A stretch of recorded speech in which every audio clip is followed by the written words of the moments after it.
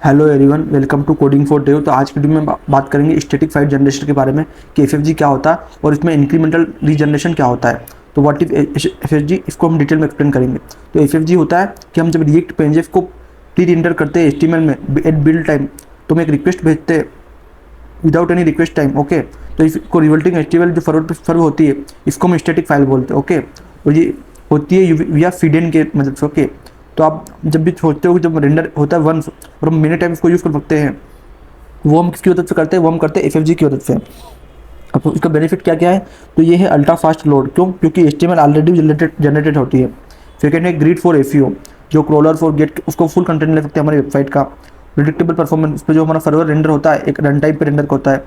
Second, फिर fourth है फीडियन friendly, इसमें ईवी टू कैश ग्लोबली, हम ग्लोबली कैश इजीली एक्सेस कर सकते हैं। और बात करें सिक्योर रहता है इसमें, क्योंकि हमारा जो सर्वर का कोड रहता है वो रन टाइम पे रन करता है, तो स्मॉल अटैक सर्विस नहीं होती इसमें। ओके, अब हम कैसे यूज़ कर सकते हैं एफएफजी को नेक्स्ट.js में? ओके, तो हमको एक असिंक फंक्शन कोड कॉल करना पड़ता है, गेट स्टैटिक प्रोप। तो इसको हम यूज़ करेंगे। तो अब जो हमारे प्रोप्स होंगे कंपोनेंट में, वो डाटा पास करेंगे। तो जो प्रोप्स होंगे कंपोनेंट्स में, वो पेज क्या करेगा? प्री रेंडर होगा जब बिल्ड टाइम के अंदर, अगर हम इसका यूज़ करेंगे। ओके, तो अगर मैं आपको एक एग्जांपल शो करूँ आपको ब्लॉक एफएफजी का, तो इसमें मैंने एक फंक्शन बनाया गेट स्टैटिक पाथ्स करके। ओके, और इसमें मैंने अफिंग का यूज़ करा। ओके, तो अब जो हमारे पाथ्स और फॉलबैक्स होंगे वो हमारे किसकी मदद से होंगे? वो हमारे एफएफजी की मदद से बनेंगे। ओके, स्टैटिक फाइल जनरेशन की मदद से। कब यूज़ करना चाहिए हमको एफएफजी? जब हमारे पास स्टैटिक कंटेंट हो, जैसे डॉक्स, ब्लॉग्स, मार्केटिंग पेजेस, तो हमको एफएफजी का यूज़ करना चाहिए। और इसको इनफ्रीक्वेंटली अपडेट करना चाहिए, प्रोडक्ट की डिटेल्स, पोर्टफोलियो। और इसके फास्ट ग्लोबल लोड की बात करें तो पेज वो फॉरवर्ड किए जाते हैं फीडियन का इंस्टेंटली यूज़ करके। ओके, प्रॉब्लम क्या है प्योर एफएफजी का यूज़ करने से?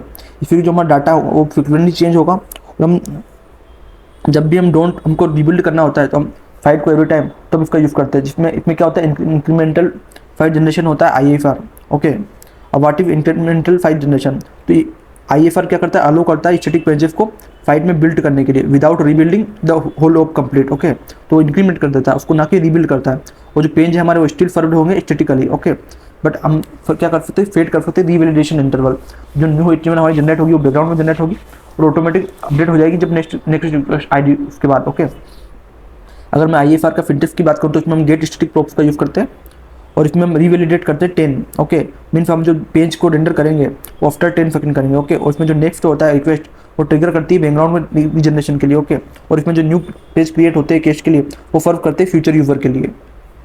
और अगर आईएफआर का फ्लो बताऊँ मैं आपको, तो यूज़र है वो क्या कर सकता है? फर्व करता है एचटीएमएल डायरेक्टली कैश का यूज़ करके, और या तो वो रीवैलिडेट करता है टाइम एक्सपायर, फिर रीजनरेट करता है पेज को बैकग्राउंड में और कैश करता है न्यू वर्जन को। ओके, अगर हम फॉलबैक्स मॉडल की बात करें आईएफआर में, तो इसमें गेट स्टैटिक प्रोप्स का यूज़ करते हुए डायनामिक राउट कॉन्फ़िगर करते हैं उसको फॉलबैक बिहेवियर के साथ।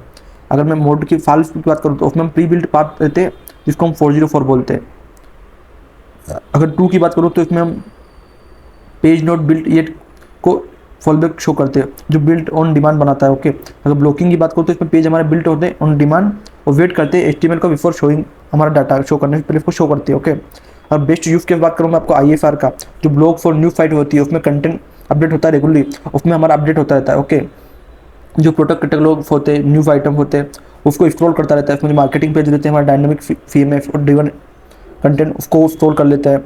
जो रियल स्टेट लिस्टिंग्स रहती है, पोर्टफोलियो रहते हैं, जो मिक्स ऑफ स्टैटिक कंटेंट वो लाइव कंटेंट रहता है, वो इसको स्क्रॉल कर लेता है। अगर बात करें कंपेयर की एफएफजी आईएफआर और एफआर, तो क्विक कंपेरिजन करूँ मैं आपको, तो अगर आपको जो बिल्ड एट टाइम कौन करता है, तो एफएफजी और आईएफआर बिल्ड एट टाइम करते हैं, एफआर बिल्ड एट टाइम नहीं करता। अगर अगर अब अपडेटन और अपडेट करें आफ्टर डेवलपमेंट की, तो इसमें नहीं होता, आईएफआर में होता है और एफएफआर में होता है।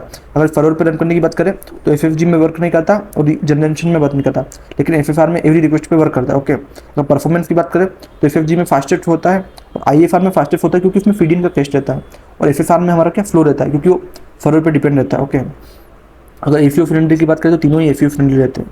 तो इस वीडियो में अगर मैं आपकी फैमिली टेबल बताऊं, तो जो गेट स्टैटिक प्रोप्स है वो फेच करने के लिए आता है static data at the build time, और गेट स्टैटिक पाथ यूज़ करते हैं डायनामिक राउट को प्री बिल्ड पेजेस को यूज़ करने के लिए, और रीवैलिडेट यूज़ करते हैं हम जब इनेबल करते हैं आईएफआर, और डिफाइन करते हैं जो किस टाइम बाद हमारा पेज इंस्टॉल होगा। ओके, अगर फॉलबैक की बात करें तो वो कंट्रोल करता है कि कितने हमारे पाथ्स है वो जनरेट हुए कि नहीं बिल्ड टाइम पे। तो अगर हम बात करते हैं ऐप डायरेक्टरी की नेक्स्ट.js में, तो हम इसमें रीवैलिडेट कर सकते हैं कि हमने 5 सेकंड के बाद शो करना है। तो जो रिएक्ट का सर्वर कंपोनेंट है और आईएफआई तो फिर स्ट्रीमिंग तो हमारी सबसे बेस्ट परफॉर्मेंस आएगी अगर हम इसका यूज़ करेंगे। ओके, तो कंक्लूजन करते जो FFG होता है वो best performance and FEO mostly static fight के लिए यूज होता है।